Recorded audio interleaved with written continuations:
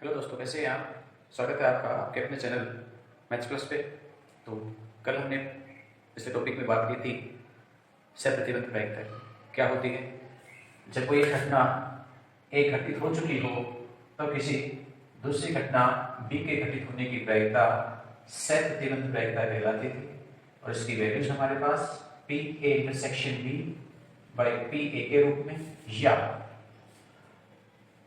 B घटित हो चुकी हो तब ए के घटित होने की सप्रतिबंध प्रायिकता, वही दोनों का इंटरसेक्शन और नीचे घटना बी की प्रायिकता। तो ये सप्रतिबंध प्रायिकताएं हमने पढ़ी और इससे संबंधित हमने एग्जांपल्स भी किए। आज हम इसी पर आधारित और बात करते हैं, इसी के अनुप्रयोग के अंतर्गत, और इसकी सहायता से हम प्रायिकता गुणन सिद्धांत या प्रायिकता गुणन प्रमेय को समझाते हैं क्या है। तो चलिए देखें प्रायिकता गुणन सिद्धांत या प्रायिकता गुणन प्रमेय है क्या। कोई प्रतिशत समष्टि S, किसी परिणाम परीक्षण की प्रतिशत समष्टि S है और S के अंतर्गत कोई दो घटनाएं A और B परिभाषित है, तब P A इंटरसेक्शन B यानी घटना A और B और है वो यहाँ या इंटरसेक्शन है वो गुणा को प्रदर्शित करता है, तो P A इंटरसेक्शन B ये क्या होगा, हम इसकी बात सप्रतिबंध प्रायिकता की सहायता से कर सकते हैं। हमने पढ़ा पी बी बाई ए, अभी भी लिखा हमने, क्या होता है ए इंटरसेक्शन बी और बाई पी ए, या फिर दूसरे भाग की बात कर लें हम तो P A by B equal to P A intersection B by P B. इस पी को हम इधर मल्टीप्लाई करें तो क्या मिलेगा, P A dot P B by A equal to P A intersection B. ऐसा यहां भी किया जाए तो क्या मिलेगा, P B dot P A by B और पी ए इंटरसेक्शन बी। तो हमारे पास यहां ध्यान से देखा जाए तो पी इंटरसेक्शन बी की दो वैल्यूज हमें मिल रही हैं। ये दो अलग अलग वैल्यूज नहीं है, वही है, बस फर्क हो गया है घटनाओं के ऊपर। यहां ध्यान से देखेंगे तो पहले घटना ए घटित हो रही है, घटना ए घटित होती है, जब ए घटित हो जाती है उसके बाद ए के घटित होने के बाद देखो नीचे आ रहा है ए, इसका मतलब ए घटित हो चुकी है। ए के घटित होने के बाद बी के घटित होने की प्रायिकता, इन दोनों का गुणा ही पी इंटरसेक्शन बी कहलाता है। इसे ही प्रायिकता गुणन प्रमेय कहते हैं कि दो घटनाओं का प्रायिकता गुणन है, वो एक घटना और दूसरी घटना की सप्रतिबंध प्रायिकता का गुणन होती है। या फिर इधर देखें हम तो यहां बात करें हम, यदि पहले घटना बी घटित हो जाए, ध्यान देना पहले कौन सी घटित हो रही है बी, और बी के घटित होने के बाद ए घटित हो, तो ए की क्या आएगी सप्रतिबंध प्रायिकता, क्योंकि बी घटित हो चुकी है, बी इफेक्ट डालेगी इन पर, तो ये हो जाएगी ए की सप्रतिबंध प्रायिकता। तो बी का घटित होना और उसके बाद ए का घटित होना, इन दोनों की प्रायिकता का गुणन ही ए और बी घटनाओं की प्रायिकता होगी। तो ये दोनों ही रूप जैसा आपको पहले मिले उस हिसाब से इनमें से कोई सा भी काम में ले सकते हैं। इसी को प्रायिकता गुणन कहते हैं और हम इसे और भी जनरलाइज कर सकते हैं। यदि हमारे पास प्रतिशत समष्टि S के अंतर्गत A, B, C, D ऐसी घटनाएं हैं तो फिर इनका प्रायिकता गुणन क्या होगा, P A। ध्यान रखना प्रायिकता गुणन के लिए इंटरसेक्शन चलेगा, A इंटरसेक्शन B और C और D, यानी घटना A के घटित होना और B का घटित होना और C का घटित होना और D का घटित होना, इनकी प्रायिकता क्या होगी। मानिए सबसे पहले घटना A घटित होती है, अब A घटित होने के बाद में कौन सी घटित होगी B, पर B घटित होने से पहले A हो चुकी है तो A इफेक्ट डालेगी, तो B की सप्रतिबंध प्रायिकता। अब B की सप्रतिबंध प्रायिकता के बाद में C की सप्रतिबंध, C से पहले कौन कौन सी घटित हुई है A और B, तो नीचे आएगा A और B, और के लिए आप बीच में चाहे इंटरसेक्शन लगा सकते हो, नहीं तो गुणा के रूप में A गुणा B ऐसे भी छोड़ सकते हैं। और ऐसे ही C के बाद कौन सी घटित होगी D, और D से पहले कौन कौन से आ गए हैं वो मान आपके पास नीचे आएगा, ताकि पता रहे कि A B C के घटित होने के बाद D घटित हुई है। तो ये प्रायिकता गुणन का एक जनरल फॉर्मूला भी है। यदि आपके पास घटनाएं 3 या 3 से अधिक मिल जाती हैं तो आप इस फॉर्मूले को यूज ले सकते हैं। पहले एक घटना को घटित कीजिए, उसके इफेक्ट के बाद दूसरी घटना, उसके बाद तीसरी, तीसरे के बाद चौथी, सभी की प्रायिकताओं का गुणा ही प्रायिकता गुणन है। यानी एक साथ इन चार घटनाओं की प्रायिकताएं निकाली गई है, A और B और C और D। इंटरसेक्शन का अर्थ होता है और, हमने पढ़ा है यहाँ भी क्लास के अंतर्गत, और यदि किसी ने नहीं भी पढ़ा है तो प्लेलिस्ट में जाकर के प्रायिकता के नाम की प्लेलिस्ट है, आप उसमें वहां पर एक भाग पढ़ सकते हैं जो कि हमने बता दिया है आपको। चलिए नेक्स्ट हम बात करते हैं इससे संबंधित कुछ उदाहरणों की, ताकि समझ में आ जाए हमें कैसे क्या करना है। यानी दो या दो से अधिक घटनाओं के लिए प्रायिकता गुणन क्या होगा, उनकी वैल्यूज हमें निकालनी पड़े तो हमें क्या मिलेगी। चलिए देखें हम आगे एग्जांपल। कहता है थैले में एक थैले में 10 सफेद और 15 काले गेंद हैं। 10 तो कैसी है, सफेद गेंद है और 15 काली। काली को हम बी से लिख रहे हैं और सफेद को डब्ल्यू से लिख रहे हैं, व्हाइट और ब्लैक। आगे कहता है दो गेंदें एक के बाद एक निकाली जाती हैं। दो गेंद निकाल रहे हैं हम, एक के बाद एक, पहले निकाली गई उसके बाद दूसरी निकाली गई, और पहली गेंद दूसरे के निकालने के बाद वापस नहीं रखी जाती, यानी प्रतिस्थापन नहीं होता है। यानी हम पहली गेंद निकाल ली, वापस बाहर रख दिए, फिर दूसरी निकालते हैं, यानी प्रतिस्थापन नहीं करते हैं। तब पहले गेंद के सफेद तथा दूसरी गेंद के काली होने की प्रायिकता याद कीजिए। तो हम यहाँ पे दो घटनाएं लेंगे, पहली गेंद निकालना और दूसरी गेंद निकालने। एक घटना ए, पहले निकाली गई गेंद सफेद, और घटना बी, दूसरी निकाली गई गेंद काली। तो इसी क्रम में उन्होंने पूछा है कि पहली सफेद हो दूसरी काली हो तो इस बात की क्या प्रायिकता होगी। हम पहली गेंद निकाल रहे हैं, तो पहली गेंद निकालने की प्रायिकता की बात करें। पहली गेंद सफेद निकाल रहे हैं, टोटल कितनी गेंद है आप ध्यान देंगे, कितनी है 15 और 10 25 गेंदें हैं। तो 25 में से एक गेंद निकाले और सफेद हो तो सफेद कितनी है 10 में से एक निकल सकती है, तो अनुकूल परिणाम 10, कुल संभव परिणाम 25। और इसी क्रम में हम दूसरी घटना की बात करें। पहली घटना घटित हो चुकी है, हमने एक सफेद गेंद थैले में से बाहर निकाल दी है। अब थैले में से रहेगी 9 व्हाइट और 15 है वो ब्लैक। तो अब टोटल कितनी हो गई 15 और 9 24 गेंदें। तो हम घटना बी की प्रायिकता निकालना चाहें, घटना बी घटित हो तो इसकी प्रायिकता क्या होगी, कह रहा है दूसरी निकाली गई गेंद काली है, तो ए का इफेक्ट पड़ेगा यहाँ पे। ए घटित हो चुके तो बटे ए, तो बी की सेपरेट प्रायिकता निकलेगी। क्या आएगा मान, हम इसके बारे में बात करें तो पी बी बाई ए की वैल्यूज देखो, काली गेंद निकालने के लिए अनुकूल परिणाम कितने होंगे 15, जबकि नीचे कुल संभव, थैले में कुल कितनी गेंद है 9 बच रही है सफेद, 15 काली, टोटल कितनी हो गई 24। तो ये पी बी बाई ए पूछा गया है, पहली गेंद सफेद है और दूसरी गेंद काली है, इंटरसेक्शन को कहते हैं और। तो ये प्रायिकता आपसे पूछी गई है, पहली गेंद सफेद है, घटना ए पहली निकाली गई गेंद सफेद है और बी दूसरी निकाली गई गेंद काली है। तो ऐसा ही पूछा गया, हमें ये मान चाहिए। तो इसके लिए फॉर्मूला है, हमारे पास पहली घटना ए और दूसरी घटना है बी बाई ए, दोनों का गुणा कर देंगे तो 10 बटे 25 और 15 बटे 24, जो कटता है वो हम काट देंगे। यहाँ पे काटे 5 से काटेंगे 3 और यहाँ पे 5, और 5 से काटेंगे 2 और 2 3 6 को 24 से काट देंगे हम तो 4, तो प्रायिकता आ जाएगी 1/4। तो ये हमारे पास एग्जाम्पल 7 ए और बी इन दो घटनाओं के लिए प्रायिकता गुणन हमने ज्ञात किया, यानी घटना ए और बी के घटित होने की प्रायिकता निकाली गई है। यहाँ पे पहली घटना निकाली गई गेंद सफेद है और घटना बी निकाली गई गेंद काली है। चलिए एक और एग्जांपल देखते हैं। अगला क्या कहता है, नेक्स्ट एग्जांपल, नेक्स्ट कहता है 52 पत्तों की अच्छी तरह फेंटी गई ताश की घटी में से एक एक करके 3 पत्ते बिना प्रतिस्थापन के निकाले गए। प्रतिस्थापन नहीं किया जा रहा है वहां पे। इनमें से पहले 2 पत्तों का बादशाह तथा तीसरे पत्ते का बेगम होने की प्रायिकता ज्ञात कीजिए। पहले 2 पत्ते कैसे हैं, बादशाह है और तीसरा क्या है, बेगम है। तो 52 पत्तों से 3 पत्ते बिना प्रतिस्थापन निकाले जाते हैं।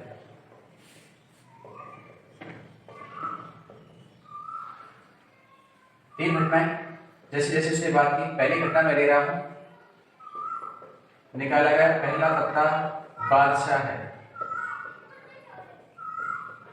घटना बी, निकाला गया दूसरा पत्ता वो भी बादशाह है, कह रहा शुरुआती 2 तो क्या है बादशाह। और घटना सी, निकाला गया तीसरा पत्ता बेगम है। तो ये 3 पत्ते आने चाहिए, इनके लिए प्रायिकता पूछी गई है। तो सबसे पहले घटना ए की बात करते हैं। घटना एक ही प्रायिकता, पहला पत्ता बादशाह, बताइए 52 पत्तों में कितने बादशाह होते हैं? 4, और कुल संभव परिणाम 52, प्रायिकता आ जाएगी 1/13, 4 से काट लेंगे हम इसे।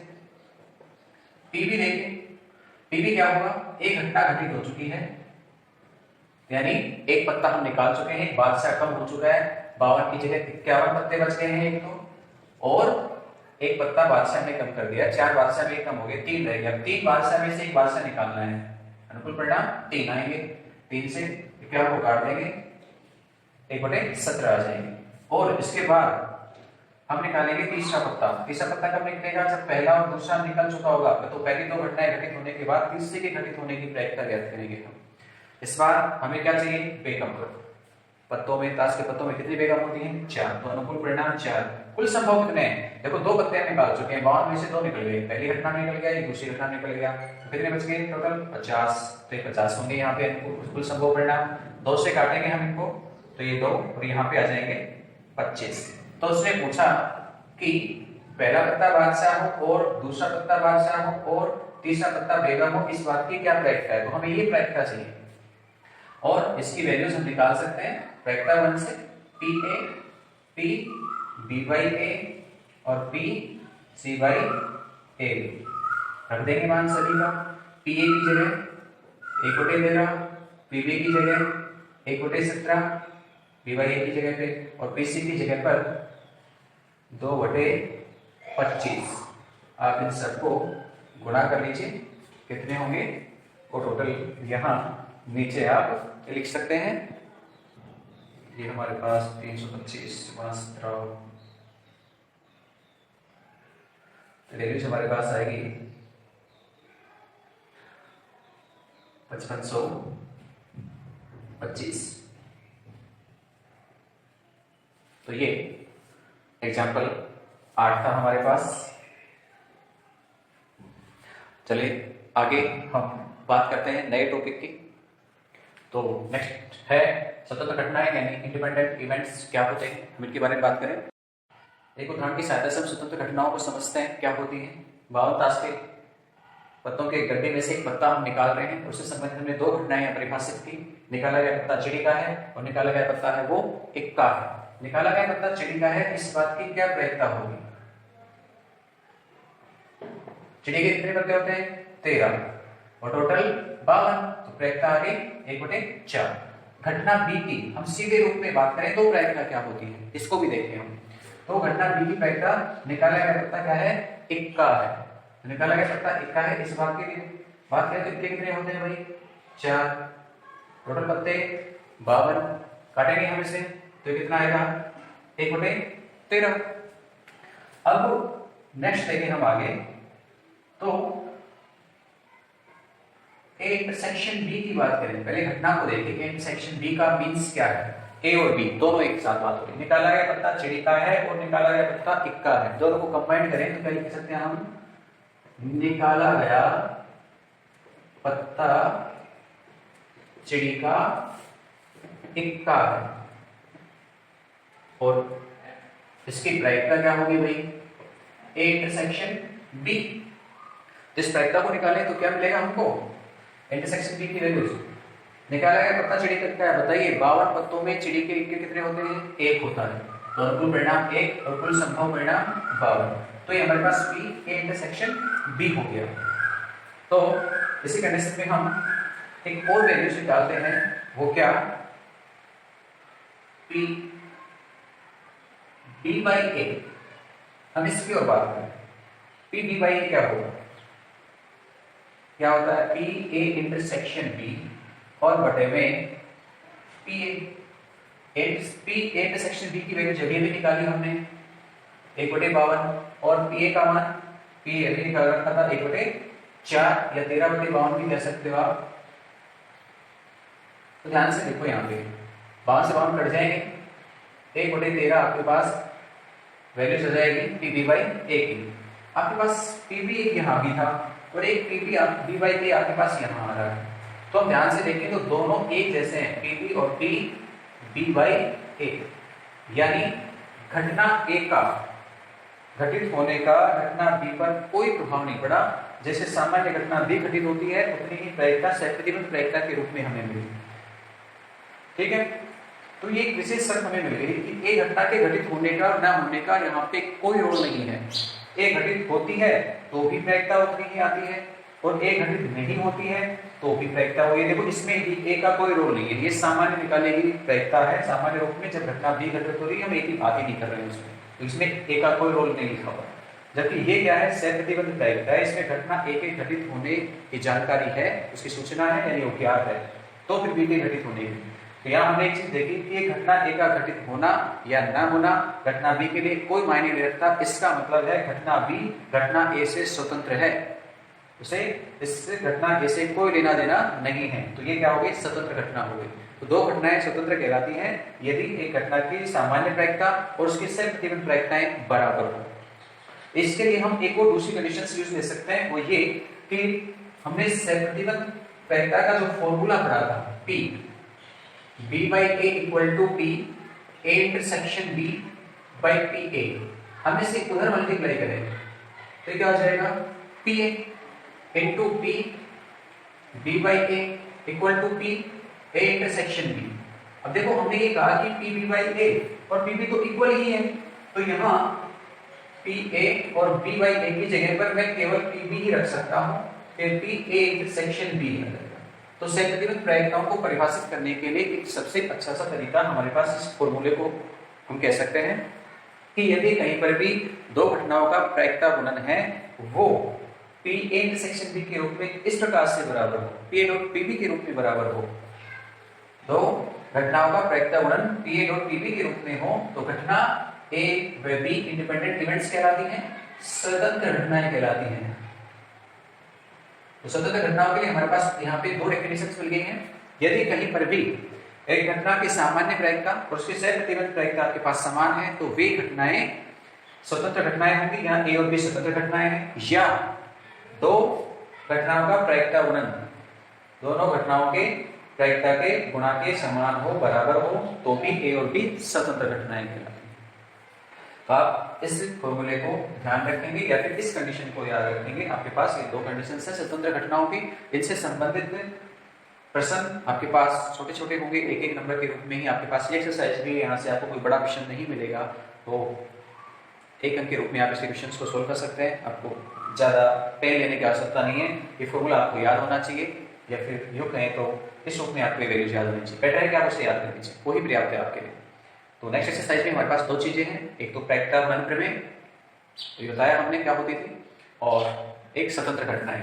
तो एक तो ये और एक प्रायिकता गुणन P A intersection B equal to PA dot P B by A, या P A intersection B equal to PP और P B by A, ऐसे लिख सकते हो आप। तो ये प्रायिकता गुणन और एक स्वतंत्र घटनाएं, इन दो पर ही आधारित हमारे पास एक्सरसाइज के अंतर्गत कुछ एग्जांपल्स हैं। हम देखिए एग्जांपल लो, यदि P equal to 1/2 P equal to 7/12 तथा P A नहीं या B नहीं इक्वल टू 1/4 है, तो क्या A और B स्वतंत्र घटनाएं हैं? चलिए बात करते हैं इसी कंडीशन को लेकर। सबसे पहले हम चले तो P A नहीं यानी A डैश या के लिए यूनियन होता है, और B नहीं का मतलब B डैश। ये वैल्यूज आपको मिली 1/4। हम इसे यूं भी कह सकते हैं P A intersection B dash. ये हमने सेट से पढ़ा था डे वर्बल्स लो, और वैसे भी हमने 11th क्लास का पीछे जो अभी चैप्टर अपलोड किया है उसमें आपको पढ़ा दिया है। वे किसी भी देखो देख सकता है, ये 1/4 और इसकी वैल्यूज क्या होती है 1 माइनस, ये A इंटरसेक्शन B नहीं की प्रायिकता है, तो एक में से घटा देंगे A इंटरसेक्शन B को, तो 1 minus 1/4 P A intersection B आपके पास आएगा कितना P/4। तो ये P A इंटरसेक्शन B की वैल्यूज आ गई हमारे पास। दूसरा, आपको PA और PB भी दे रखा है, तो हम PA इंटू PB निकालते हैं। PA की वैल्यूज है वो कितनी है 1/2 और PB की है 7/12, तो मल्टीप्लाई करेंगे तो 7/24 PA डॉट PB है। ये आपके पास 2 हो गई, PA डॉट PB। 1 और 2 से देखो, क्या PA इंटरसेक्शन B और PA डॉट PB बराबर है? 3/4 है या 7/24 है, बराबर नहीं है। यदि बराबर होती तो दो घटनाओं के स्वतंत्र होने के प्रतिबंध को सेटिस्फाई करती, पर ये बराबर नहीं है, इसलिए हम कह सकते हैं A व B स्वतंत्र घटनाएं नहीं है। तो घटनाएं स्वतंत्र नहीं है तो कैसी हैं? आश्रित हैं, एक दूसरे पर डिपेंडेबल है, इंडिपेंडेंट नहीं है। तो ये हमारे पास एग्जाम्पल 9 था, आप चाहे स्क्रीनशॉट ले सकते हैं। चलिए नेक्स्ट देखते हैं हम 10वें की तरफ। 10वां एग्जाम्पल 10 है हमारे पास। एक न्याय सिक्के और एक अनिर्मित पासे को उछाला गया। मान ले ए घटना सिक्के पर चिन्ह प्रकट होता है और बी घटना पासे पर संख्या 3 प्रकट होती है को निरूपित करते हैं। तो निरीक्षण कीजिए कि घटना ए और बी स्वतंत्र है या नहीं है। एक सिक्का उछाला गया है और एक पासा फेंका गया है। क्या क्या संभावित परिणाम बन सकते हैं स्वतंत्र समष्टि के अंतर्गत, उनको लिखे हम। सिक्का उछालेंगे तो हेड मिलेगा और हेड के संग पासे पर एक आ सकता है, एक नहीं तो दो, दो नहीं तो तीन, तीन नहीं तो चार, चार नहीं तो पांच और पांच नहीं तो छह। ये तो हेड की संगत है। टेल की संगत की बात करें तो ऐसे ही tail 1, tail 2, tail 3, tail 4, tail 5 और टेल 6। ये समष्टि एस के अंतर्गत आने वाले 12 परिणाम। हेड है, सिक्के पर आ रहा है और ये 2 3 4 5 6 पासे पर प्राप्त होने वाली संख्या है। अब दो घटनाएं दी गई। पहली घटना ए में कहा गया कि सिक्के पर प्रकट होता है।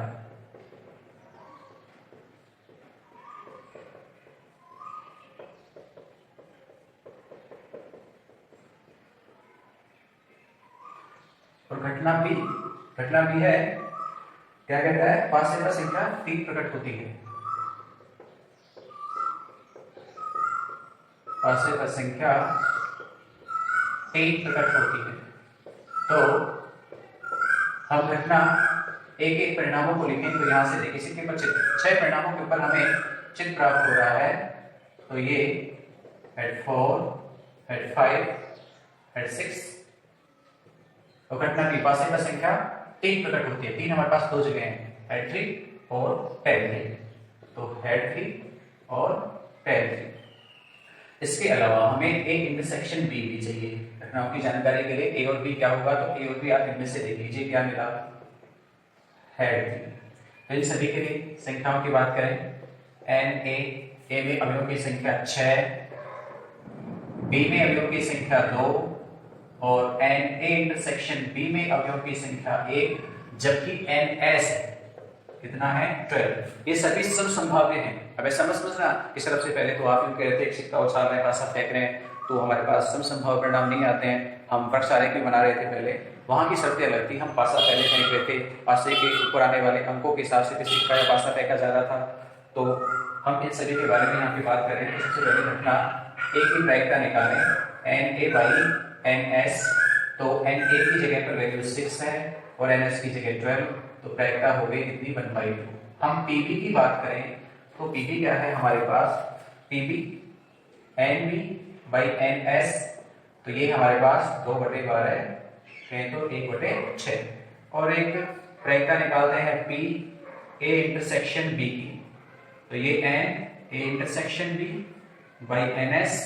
इंटरसेक्शन बी में 1 और एन एस की वैल्यू 12। ये इक्वेशन फर्स्ट है, ए इंटरसेक्शन बी वाली। हम इन दोनों का अवगुणा करते हैं, P A into P B. P A का मान 1/2 और पी बी का कितना है? 1/6 गुणा किया गया 1/12। फर्स्ट को सेकंड को देखो क्या इक्वल है? यहाँ भी 1/12 है, यहाँ भी 1/12 है। इसका मतलब पी ए इंटरसेक्शन बी बराबर है आपके P A into P B. और ये किसका प्रतिबंध है? दो घटनाओं के स्वतंत्र होने का। इसका मतलब कह सकते हैं ए व बी स्वतंत्र घटनाएं हैं।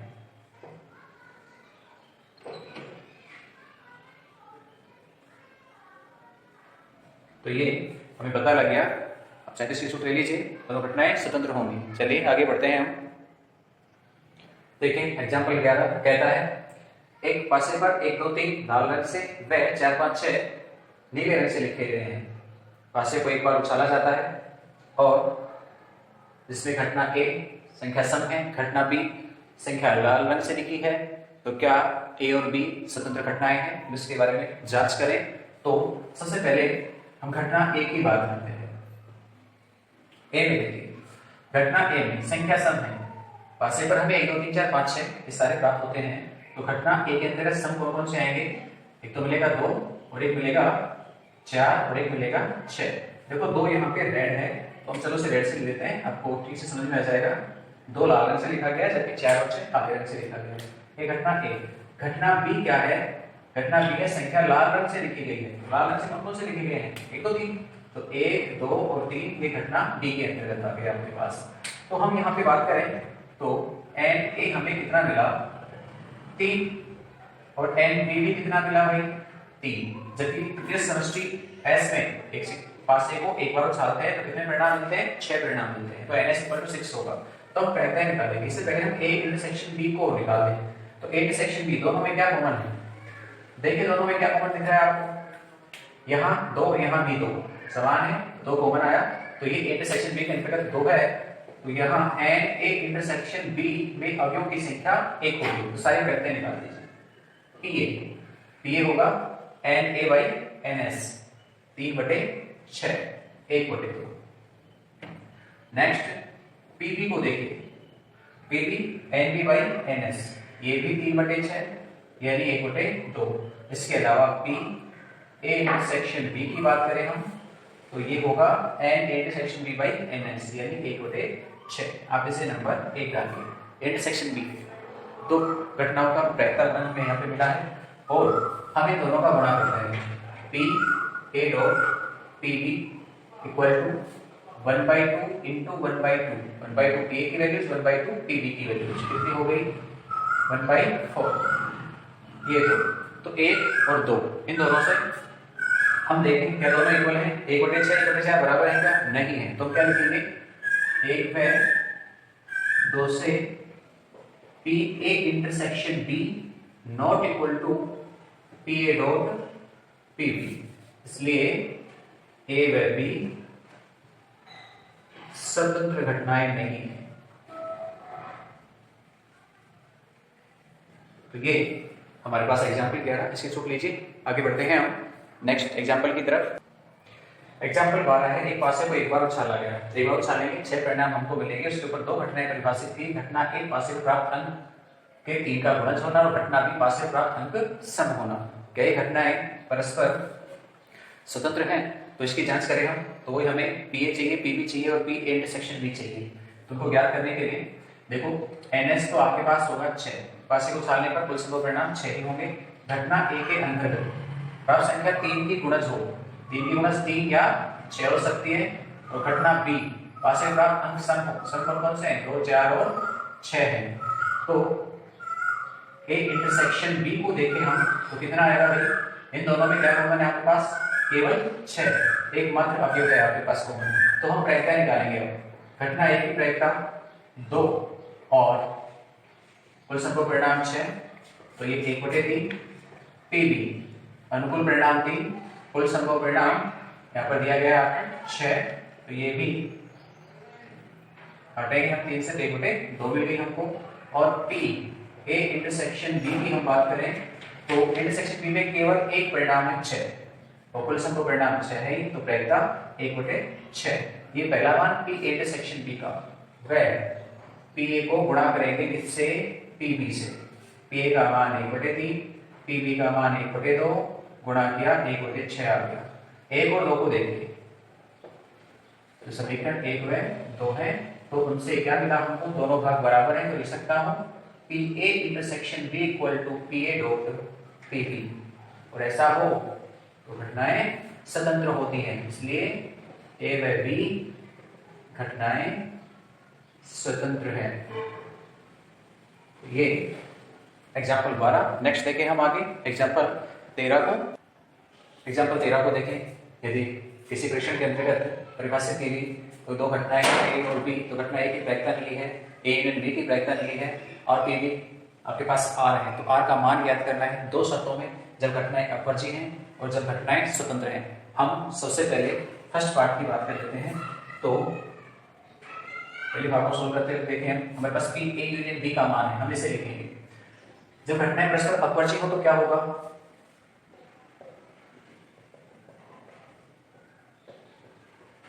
बताइए, कमेंट बॉक्स में लिख के बताना। जब घटनाएं परस्पर अपवर्जी हो तो क्या होगा? क्या होता है भाई? पी ए इंटरसेक्शन बी का मान 0 होता है। ये हमने शुरुआती पहले पार्ट में भी बता दिया है। शुरुआत की थी जब हमने प्रायिकताओं की। तो P intersection B equal to 0 होगा। हम प्रायिकता का योग नियम लिखें। ए या बी की प्रायिकता लिखें तो सूत्र होता है P A plus P B, तब जब घटनाएं परस्पर अपवर्ती हो तब। तो यहाँ पे हम मान रख देंगे इसमें पी ए यूनियन बी की वैल्यूज है हमारे पास कितनी है 3/5, पी ए की जगह पर 1/2, पी बी की जगह पर आर, 1/2 का पक्षांतरण कर देंगे तो आर हमारे पास आ जाएगा, या एलसीएम 10 होगा तो ये 6 और यहाँ 5 तो ये 1/10, ये हमारे पास आर आ गया पहली शर्त के हिसाब से। जब घटनाएं परस्पर अपवर्ती हो तो ए इंटरसेक्शन बी की वैल्यू जो 0 होती है तो प्रायिकता का योग नियम केवल रह जाता है हमारे पास ए प्लस पी बी के रूप में। एक और भाग देखते हैं हम, सेकंड में क्या कह रहा है वो, घटनाएं स्वतंत्र हैं। सेकंड पार्ट, जब घटनाएं स्वतंत्र हो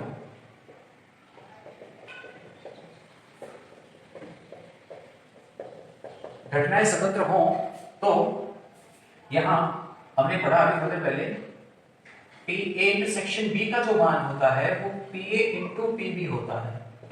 इसलिए जो हमारे पास पी ए या बी या कहें तो योग नियम जो है प्रायिकता का वो इस रूप में होगा। देखो अपवर्ती तो है नहीं तो P A intersection B minus होगा, इसकी जगह हम ये मान रख देंगे तो क्या मिलेगा P A plus P B minus में P A into P B, तो ये P A union B.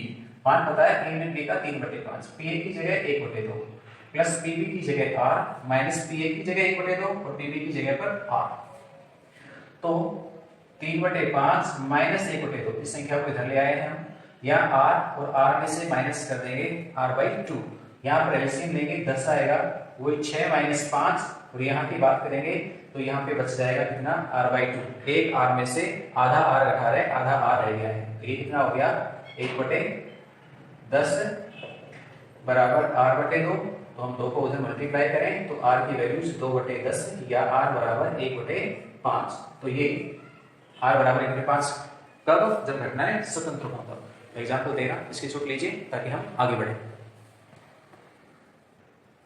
Example 14 को देखिए, कहता है 3 चित्रों को उछाला गया है, उसके अंतर्गत 3 घटनाएं परिभाषित की गई। पहली घटना के 3 चित्त या 3 पट प्रकट होते हैं, घटना भी कम से कम 2 चित्त प्राप्त होते हैं और घटना से अधिकतम 2 चित्त प्राप्त होते हैं, तब ए बी ए सी और बी सी के इन युग्मों में से कौन कौन से युग्म स्वतंत्र हैं और कौन कौन से आश्रित हैं, इसके बारे में हमें बताना है।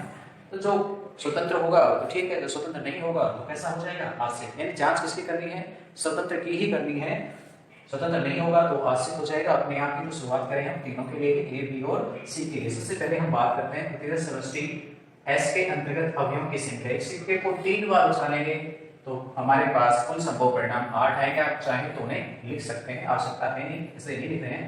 घटना ए 3 चित्त या 3 पटान, बताइए क्या क्या हो सकते हैं 3 चित्त, टैग वो चित्त यानी हेड हेड हेड और पट यानी टैग टैग टैग।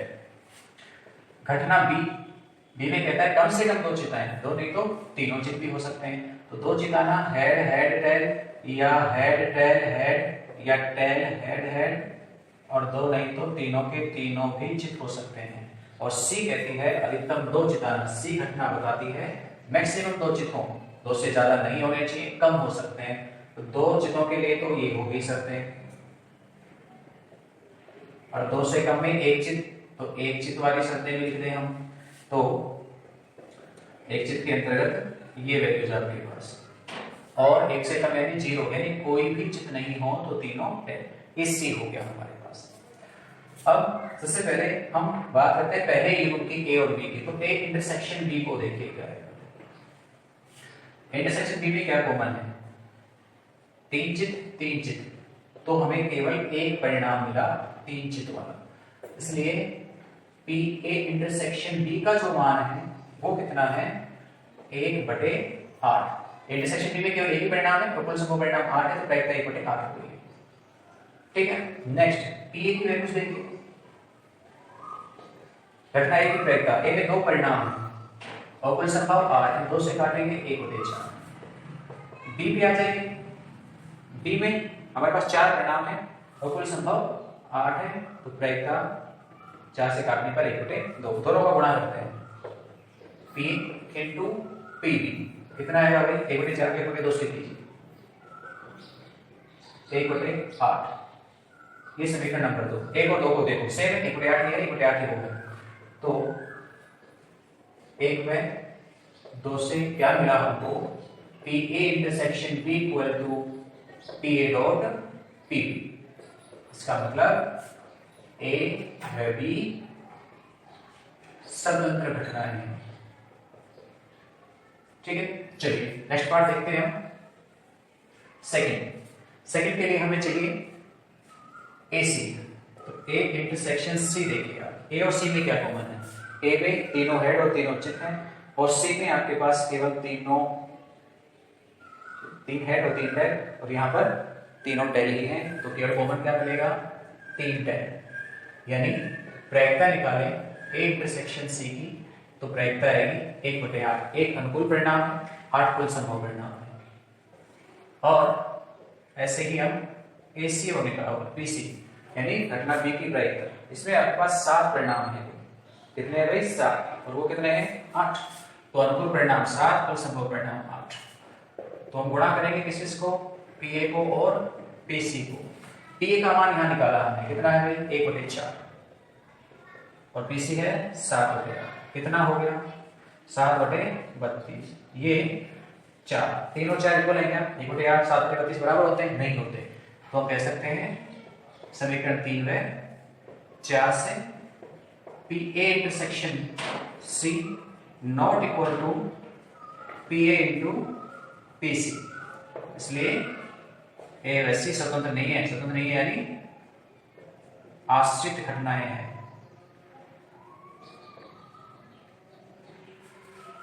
तीसरे भाग को देखें हम। सेकंड था हमारे पास, तीसरा युग्म है बीसी का। तो हम बी इंटरसेक्शन सी निकालते हैं। बी और सी में क्या क्या कॉमन है, 2 हेड आपके पास यहाँ पे कॉमन है, यानी कि 2 चित्र, हेड टेल। आप ध्यान से देखिए, यही है क्या जो मैं बोल रहा हूँ, वही फिर सामने लिखा हुआ है। क्या क्या कॉमन आ रहा है, सेम है, ये सेम है और ये सेम है, बस। तो 3, तो आपके पास इसकी प्रायिकता आ जाएगी बी इंटरसेक्शन सी 3/8, और पीबी और पीसी का गुणा कर दीजिए। देखो पीबी निकाल चुके हैं, कितना है भाई, 1/2, और हमने पीसी भी निकाला है 7/8, तो 7/16। आप इसे 5 और आप इसे 6 इक्वेशन दे सकते हो। तो समीकरण 5 व 6 से ये दोनों इक्वल है। यदि समान है तो समान लिखें, समान नहीं है तो नॉट इक्वल टू के साथ लिखें। B into P C equal नहीं है पीसी के, इसलिए बी व सी आश्रित घटनाएं होंगी। बाहर मौसम बड़ा ही अच्छा है, कोई बार बार चेक रही है। हमारे बीच के ऑडियो में उसी का डिस्टर्बेंस भी आ रहा है, पर आवाज बड़ी अच्छी भी लग रही है। खैर चलिए आगे बढ़ते हैं हम नेक्स्ट की तरफ। एग्जाम्पल 15 को देखते हैं। कहता है यदि ए बी स्वतंत्र घटनाएं हैं तो सिद्ध कीजिए या ज्ञात कीजिए कि ए नहीं व बी भी स्वतंत्र घटनाएं हैं, ए व बी नहीं स्वतंत्र घटनाएं हैं, ए नहीं व बी नहीं स्वतंत्र घटनाएं हैं। बार लगाया हुआ है, आपको बार या डैश स्वतंत्र नहीं घटनाओं के लिए मिल सकता है। यानी ए नहीं को ए डैश से या फिर ए बार से प्रदर्शित करेंगे, तो नहीं के लिए डैश या बार दोनों में से कोई सा भी सिंबल यूज किया जा सकता है। तो आप सोचेंगे बार आ गया, क्या आ गया, तो डैश देख रहे थे, तो बार का अर्थ है ए नहीं घटना। इस प्रकार के इस भाग को हल करने के लिए अपने आप में एक एचरी फॉर्मूले के तौर पे भी आपको ध्यान रखने के लिए इंपॉर्टेंट बात है कि 2 घटनाएं ए और बी स्वतंत्र हैं, तो फिर उनके साथ में उनकी पूरक घटनाएं जिनको कि हम ए नहीं बी नहीं आदि कहते हैं, वो भी संगत यानी साथ साथ स्वतंत्र ही होंगी। तो सभी जितने भी संगत युग्म बन सकते हैं सारे स्वतंत्र ही कहलाएंगे। तो इस चीज को कॉन्सेप्ट को समझने के लिए सब कैसे मिलेंगे, उस चीज के लिए हमें समुच्चय में जाना पड़ेगा। और हमने ऐसा देखा है समुच्चय के वैज्ञानिक के अंतर्गत हमने एक चीज पढ़ी, यूनिवर्सल सेट यू। फिलहाल हमारे पास यहाँ यूनिवर्सल सेट क्या होता है, एस, प्रतिशत समष्टि एस। उसमें हमारे पास क्या 2 सेट ए और बी जो कि 2 घटनाओं को रिप्रेजेंट करते हैं, ए और बी हैं। तो हम यहाँ पे ध्यान से देखें तो ये जो पूरा हिस्सा है दोनों वृत्तों के द्वारा बना हुआ, इस पूरे हिस्से को कहते हैं हम ए या बी, या कहें तो ए यूनियन बी कहते हैं। ये जो दोनों वृत्तों का कुल भाग है वैसे ये पूरा आयत प्रतिशत समष्टि एस को रिप्रेजेंट करता है। इस ए के अंतर्गत घटना ए के आने वाले सभी परिणाम होंगे, बी सर्किट के अंतर्गत घटना बी में आने वाले सभी परिणाम होंगे। ध्यान से देखें तो ये जो दोनों वृत्त हैं वो 3 भागों में बटे हुए हैं। कितने भागों में बटे हुए हैं भाई? 3 भागों में बटे हुए हैं। एक भाग है वो इतना है, ये सारा। दूसरी तरफ ये,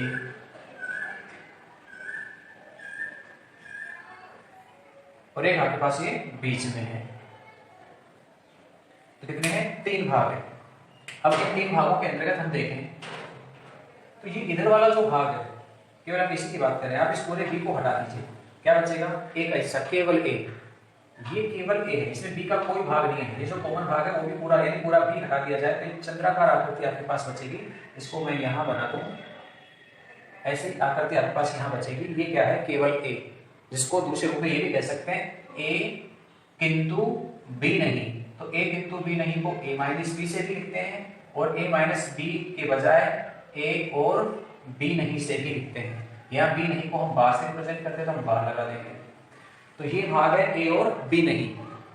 इधर वाले पे आ जाए तो ये देखो, ये इधर क्यों चंद्राकार, हम पूरे ए को हटा देते हैं, इस कंप्लीट भाग को हटा दें तो ये जो लाइनें खींची गई है, क्षैतिज लाइनें, ये वाला जो भाग है इधर, जो कि कुछ इस प्रकार का बना हुआ है, तो ये आपके पास केवल बी को रिप्रेजेंट करता है, यानी यहाँ बी होगा किंतु ए नहीं होगा।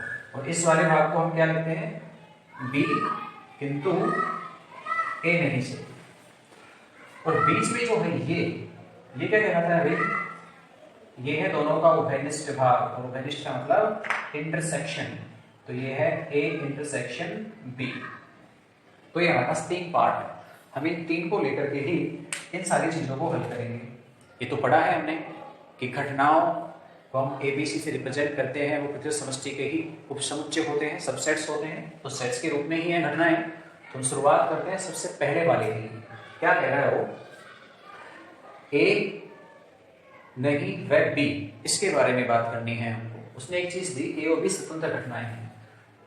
हम इसे कह देते हैं क्योंकि ए व बी स्वतंत्र घटनाएं हैं,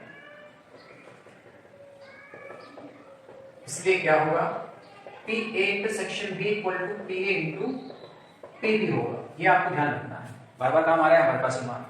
अब हम इस वाले लैंग्वेज को सबसे पहले शुरू करते हैं, ए नहीं व बी को। और ए नहीं व बी कहाँ है? ये रहा, ये भाग है। तो हमें इस सर्किल को काम में लेना है। ये सर्किल कौन सा है? घटना बी को रिप्रेजेंट करता है। तो हम घटना बी को क्या कह सकते हैं? घटना बी को कह सकते हैं एक तो इस और एक इस, दो सबसेट्स के यूनियन का। एक पार्ट ये और एक पार्ट ये, इन दोनों पार्ट्स को हम जोड़ दें, योग कर दें, वैक्टर के रूप में कहें तो योग कर दें, सेट्स के रूप में कहें तो यूनियन कर दें। इन दोनों का यूनियन,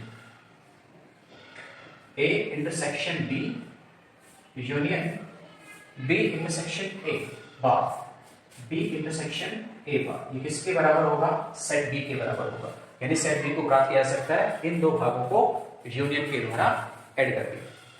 अब इनकी प्रायिकताएं लिखेंगे तो प्रायिकताओं का योग नियम लगेगा, यूनियन की जगह प्लस आ जाएगा। दूसरी बात भी कह सकता हूं कि आप कहोगे सर यूनियन के रूप में तो इंटरसेक्शन वाला पार्ट्स भी आता है। दोनों घटनाएं या कहें तो दोनों समुच्चय एज सेट समुच्चय है, दोनों में कुछ भी कॉमन नहीं है, ये भाग अलग है, ये अलग है। तो इसका मतलब एज सेट समुच्चय है तो इंटरसेक्शन 0 ही होगा या 5 होगा। तो यहाँ प्रायिकता के रूप में लिखेंगे तो P A intersection B, union की जगह योग आ जाएगा, प्रायिकता का योग नियम काम में लिया हमने, पी बी इंटरसेक्शन ए नहीं बराबर पी बी हो जाएगा। अब हमें चाहिए ये वाला भाग, हम इसको निकाल दें। हम इसे यूं भी कह सकते हैं ए बार इंटरसेक्शन बी, एक ही बात है, कोई फर्क नहीं पड़ता, उसको इधर ले आते हैं, वो इधर आएगा तो पी ए इंटरसेक्शन बी हो जाएगा। इसकी जगह पर यहां से मान लिख लेंगे, कितना होगा भाई? P A dot P B. आप देखें दोनों में कुछ कॉमन है, पी बी कॉमन है, पी बी को हम कॉमन निकाल देंगे, यहाँ बचेगा एक, यहाँ बचेगा पी, और पी ए निकालेंगे तो एक में से पी ए घटाएंगे तो ए नहीं की प्रायिकता आ जाएगी, तो 1 माइनस पी ए क्या कहलाता है? पी ए बार कहलाता है। तो ये पी इधर क्या था भाई? P A bar intersection B. तो ये देखो स्वतंत्र होने का एक प्रतिबंध है, दो घटनाओं का प्रायिकता गुणन है, वो दोनों घटनाओं की प्रायिकता के गुणा के बराबर ही है। तो ये प्रदर्शित करता है कि ए बार व बी स्वतंत्र घटनाएं हैं, ए बार व बी स्वतंत्र घटनाएं हैं।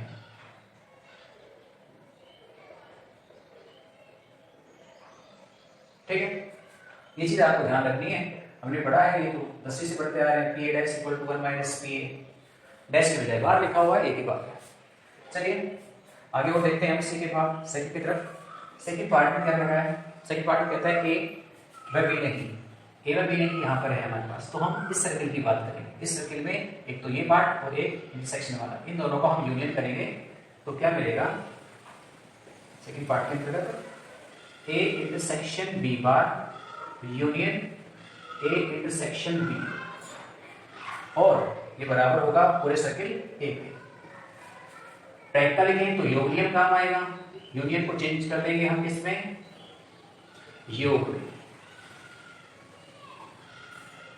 सभी जगह हमने पी लगा दिया, फिर वेक्टर बन गई है। हमें ये वैल्यू चाहिए तो दूसरे भाग का हम पक्षांतरण कर देंगे, ये इधर आएगा माइनस का हो जाएगा, और वैल्यूज रखेंगे कहां से, क्योंकि दोनों घटनाएं स्वतंत्र हैं।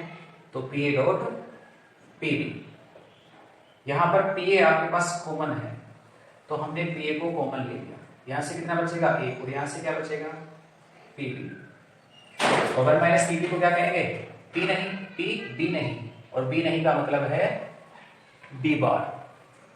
तो ये P A intersection B bar आपके पास आ गया, P A equal to P B bar की। इसका मतलब ए व बी बार कैसी हैं, स्वतंत्र घटनाएं हैं। ठीक है, एक और भाग देखते हैं तीसरा, वो क्या कहता है, थर्ड भाग।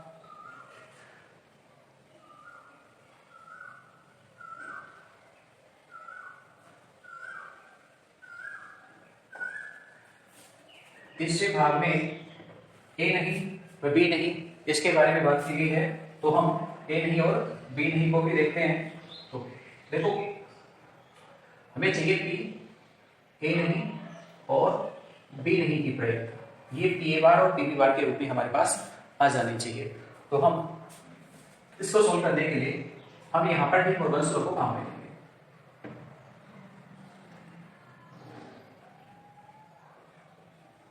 इसे लिख सकते हैं कितना, P A union B bar, या फिर आप पूरे पे बार लगा लीजिए क्योंकि यहाँ बार लग रहा है, डैश नहीं लग रहा है।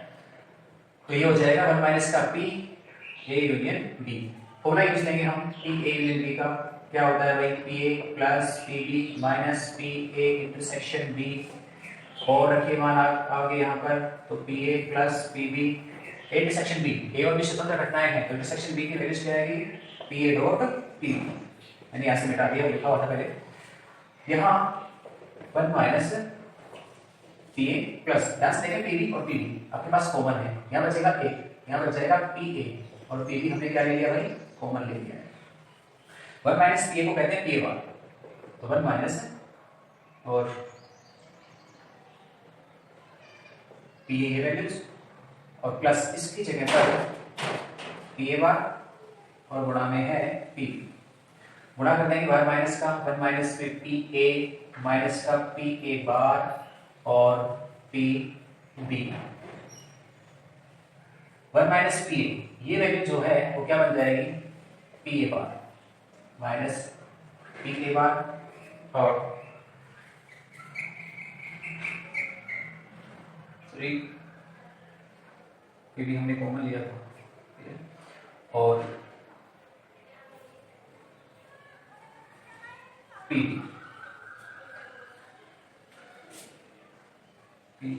ए, यहां दोनों में पी ए बार कॉमन है तो पी ए बार कॉमन आ गया, बचेगा ए, और यहां से पी बी बच जाएगा। तो पी ए बार और पी 1 माइनस पी बी क्या हो जाएगा, बी बार। तो देखिए P A bar intersection B bar, ये जो वैल्यूज निकाल रहे थे हम, P A bar intersection B bar, वो किसके बराबर आएगी, P A bar into P B bar. इसका मतलब ए बार व बी बार यानी ए नहीं और बी नहीं घटनाएं भी कैसी होंगी, स्वतंत्र होंगी। तो ये आपके पास एग्जांपल 15 था। एग्जांपल 16 को देखें, कहता है यदि ए व बी स्वतंत्र घटनाएं हैं तो कम से कम एक घटना के घटित होने की प्रायिकता ज्ञात कीजिए। कम से कम एक घटना का घटित होना, यानी ए और बी दो घटनाएं दी गई हैं तो कम से कम ए या बी, ए का घटित होना या बी का घटित होना, ये कहलाते हैं कम से कम एक घटना का घटित होना कि कम से कम एक तो हो रही है, या तो ए हो रही है, ए नहीं तो बी हो रही है, या फिर दोनों हो रही है, तो कम से कम एक हो रही है या फिर दोनों हो रही है, तो इसको लिखा जाता है पी ए यूनियन बी। इसकी वैल्यूज पूछी गई है, लेकिन प्रतिबंध के साथ, प्रतिबंध क्या है, कह रहा है ए और बी स्वतंत्र घटनाएं हैं, ए और बी दोनों स्वतंत्र घटनाएं हैं, तब बताइए ए या बी के घटित होने की प्रायिकता, जिसको आप कम से कम एक घटना के घटित होने की प्रायिकता भी कह सकते हैं। तो ये वैल्यूज आपसे पूछी गई है, शब्दों पे ध्यान देना, कम से कम एक घटना, और यहाँ क्या कह रहा है, ए का घटित होना या बी का घटित होना, या तो ए हो रही है या फिर बी हो रही है, या फिर दोनों हो रही है, तो कम से कम एक तो हो रही है ना, ए हो रही हो या फिर बी हो रही है। तो ये ए यूनियन बी की वैल्यूज पूछी गई हो जब ए और बी स्वतंत्र घटनाएं हो।